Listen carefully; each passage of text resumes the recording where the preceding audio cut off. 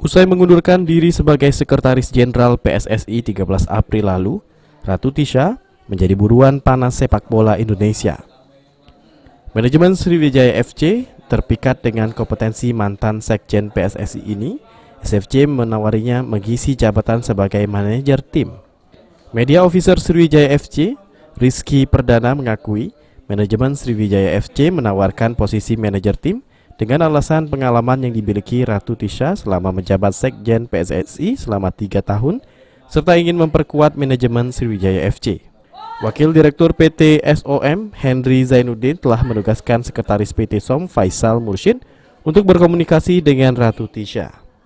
Rizky berharap manajemen Laskar Wongkito akan segera mendapat jawaban kabar baik kesediaan Ratu Tisha, mengingat Sriwijaya FC tengah mencari sosok yang tepat dan profesional untuk menjabat manajer klub.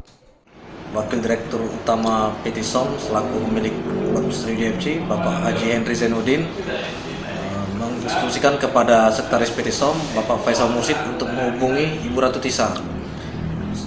Kita menawarkan Ibu Ratu Tisha untuk menjabat sebagai manajer Sriwijaya FC, mengingat kita tahu bahwa Ibu Ratu Tisha ini berpengalaman mengurus sepak bola, apalagi sampai mendapat jabatan Sekjen PSI.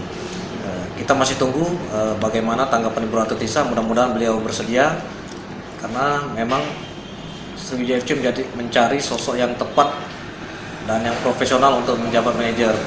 Selama ini Pak Henry Zainuddin menjabat manajer sementara karena belum ada sosok yang bersedia dan tepat untuk membangkitkan Sriwijaya FC. Mudah-mudahan Ibu Ratu Tisha yang baru saja mundur dari PSSI bersedia menjadi manajer Sriwijaya FC.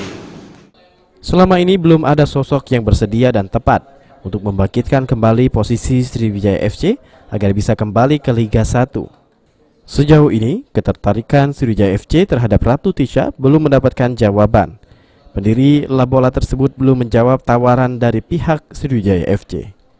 Julius Lumangaul, PAL TV.